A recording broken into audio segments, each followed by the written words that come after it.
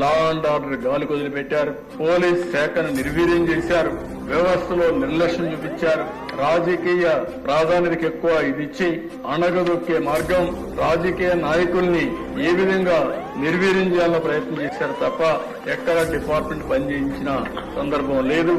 ఇంకో పక్కన మీరు చూస్తే గంజాయి విపరీతంగా రావడం, డ్రగ్స్ రావడం, లా అండ్ ఆర్డర్ పతనావస్థకు వెళ్లిపోయింది. ఈ సందర్భంగా ఇక్కడ ఉండే మెంబర్స్ అందరినీ ఒకటే కోరుతున్నా, ఎక్కడ పోయినా లా అండ్ ఆర్డర్ గురించి మీరు మాట్లాడాలి. ఆడబిడ్డల అత్యాచారం చాలా నీచం, చాలా బాధేస్తుంది. నేను ఒకే మాట చెప్తున్నాను, మర్యాదగా చెప్పాం, పదే చెప్పాం.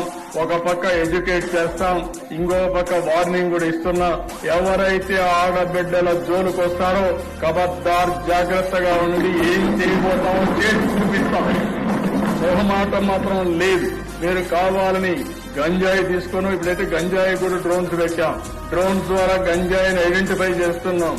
ఎక్కడైతే గంజాయికి మూలాలున్నాయో, ఎక్కడైతే పండిస్తున్నారో అక్కడి నుంచే, సోర్స్ లో నుంచే దాన్ని కంట్రోల్ చేసే బాధ్యత తీసుకున్నాం.